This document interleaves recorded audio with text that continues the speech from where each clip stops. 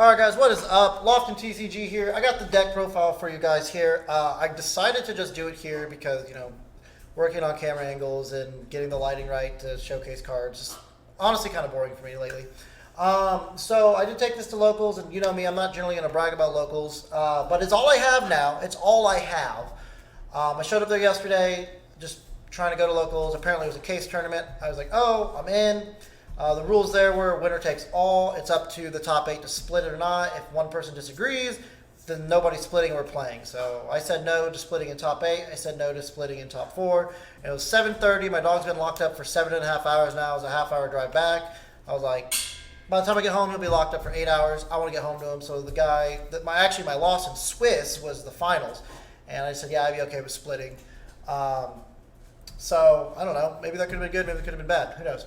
But let's just get into why I played some of the cards I played, and we'll go from here. So we played the 1 ad lib, 3 eluber, 2 tragedy, and 1 dramaturge. So the 3, 2, 1 is standard, but the dramaturge went up because of the use that it has with Albion in the hand when you banish on the fusion summon. So when you send Lubellion and Albaz to make Albion, and you have dramaturge in your hand, you get a free banish off of that. It'll summon itself back, and you get rid of the Albaz from the graveyard to make the Lubellion. Lubellion will discard a card, and you'll get into your Mirror Jade. So you get a lot.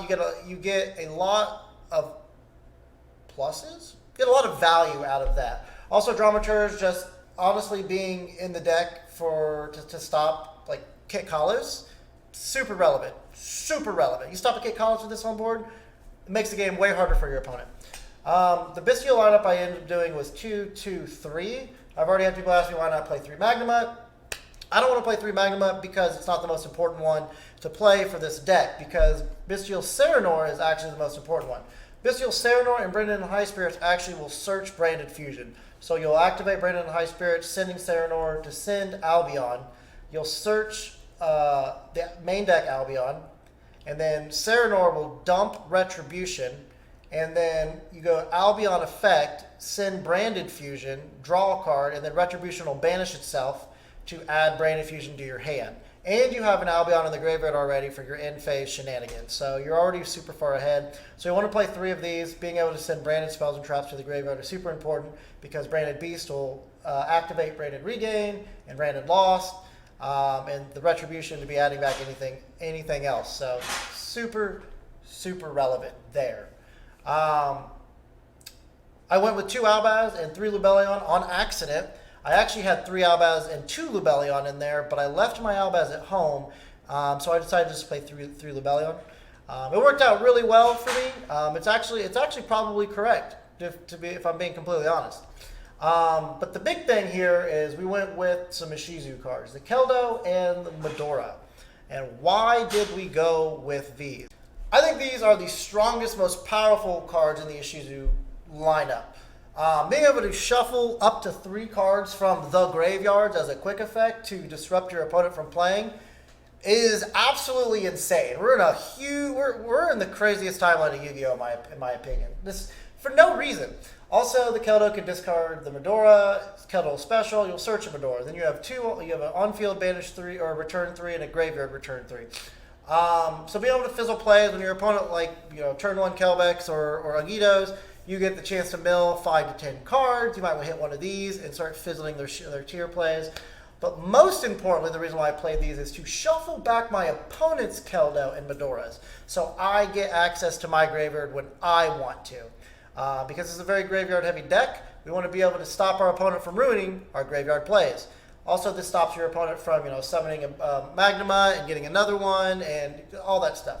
It also doubles, since there are fairies with Branded and High Spirit. So you can discard any of these, send Construct, and add Albion. And then this is in the graveyard, and you get to draw another card. Boom. Perfect. Let's get into the spells here, because we don't really need to explain this. The Searchers, we're all good here. Triple Branded Fusion, double Branded and High Spirits. I side out one of these a lot, depending on the matchup, but more often than not, it's just like a filler card. 2 Branded in Reds, because a lot of the time this card doesn't get to resolve, mostly because we're in such a huge Bystial format, and with Medora and Keldo, so if one fizzles, we got another one. Branded Lost, obviously, probably the strongest card in the deck, honestly. being able to activate Branded Lost and Branded Fusion and know that none of your stuff's going to get shuffled back in is game. It's just game. Triple Branded Opening, Branded Regain, and the Branded Beast package for the Bystial stuff. Branded Regain is absolutely insane. It's a very powerful card, especially with Beast. When your opponent summons a monster, you get to summon Druid Worm, then you get Branded Beast, pop a monster, then Druid Worm goes to the graveyard, so you send a special summon monster to the graveyard as well. So it's a 2-for-1, and your opponent banishes a dark or a light, you get to put it on the bottom of your deck, or their deck, draw a card. Absolutely insane, super powerful. Called by the Grave. If you're not playing this card, you're wrong. The Theater is a very interesting card. Since we don't play the Patchwork engine or polymerization engine, this serves as that to help get us into our Chimera. Comes up a lot, honestly, and the floating effect, in a grind game, comes up a lot. It's not as good as PPP, but it's a pretty decent field spell. I will say if this card searched an Espia monster, that'd be crazy. Foolish Burial. This card says search any card in your deck. But you're going to send Tragedy, which means you're going to search a Luber. And a Luber is going to grab you any branded spell or trap. So that's obviously good. You obviously play that. Droplet right now, not super crazy, but it is just another discard outlet. So it is kind of relevant. And it's also, battle step things, damage calc things, and, generic effect negation that can stop your opponent from advancing their play. So it's never not going to be a good card, in my opinion, but I do feel like it's not as good as it usually is. The one-up Feather Duster has become a staple in my deck now since all the Mystic Mind crap's been going around, and on top of that, just got some, hitting some tier traps or forcing out crime is pretty good. Tactics, absolutely crazy. I think this card is one of the best spell cards that we have right now. Everything is happening in the main phase. You Magnum at me, whatever. I get to draw 2 more cards. It doesn't matter. And then Banishment, super crazy right now. Being able to wipe your opponent's board. With a monster or 2, whatever. And then Branded Beast, Branded Retribution. I did have to actually Retribution at the case tourney yesterday, I think in the semifinals, on a Havness effect. So that was good. That was 50. Obviously, you can see that. Moving on to the side deck, we played 3-Dimensional Shifter. I've already had people ask me about why I'm playing that. Because Dimensional Shifter does not hurt this deck. Because if you Branded Fusion and you send your Tragedy, you send your Albed, you're just going to make your Libellion, discard a card, get your Aluber search, and then you're going to shuffle back in Albaz and your Libellion to make your Mirror Jade. So if your opponent, the matches that you're going to put Shifter in against, it's going to hurt them more than it's going to hurt you. Raw Pheromone, Tier, Sprite, super good. It's good at bluffing for the Flunder match. You can say, hey, enter battle phase. They're going to flip the trap, they'll put a 3rd monster on board, and you will just main phase 2, raw sphere mode them. Cool. Cosmic Cyclone, more back row removal, destruction, or removal, I should say. Obviously good against Flunder 2, hit the trap card in the main phase, or the standby phase, draw phase. And then Runic cards, getting rid of that Runic Fountain, super important, and of course Mystic Mind. Super Poly moved its way into the side deck for me, and this card has not been in the side deck for me for quite a while. It's just not as strong. Super Poly is just not as strong in the tier matchup. Anything with Kaleido and Rukalos is just like, can't use one of these, and one of these comes back, so it's just not that good. But there are some matchups that it just excels in, like Exo Sisters is just crazy. Some rogue strategies, like when I went to locals, obviously, this is crazy. You can catch some of the Ishizus tier bodies. Bro, you gotta stop. Listen to this dog. It can catch people off guard in some matchups, so it's not totally useless, and it's definitely not coming out of my deck as a whole. And then the 3 Evenlies, Flunder, Ishizus tier, if they don't have crime, this is a great wipe. And then, Exo Sisters, honestly especially Exo Sisters, honestly, they're setting more back row than most decks, so this is very good as well. And then the extra deck. Everything here is self-explanatory except for, I think, 2 cards. So the Albas are good, the Albions are good. The Construct and the Winda. So why did I play Winda? I explained why I played Construct, because Tragedy is a fairy. These are fairies. You Branded High Spirits and Tragedy. You send Construct, you get to search a Luber and Albion. You just do it with Keldo, you get to search Albion, you have this in the grave. But why Winda? Winda did not come up for me yesterday, but it was there just in case, because you can Lubellion. When you go to make Libellion with Construct in the graveyard, you can shuffle back in Construct and a Dark Monster and just stick a Winda on board. So it can happen. It didn't happen for me.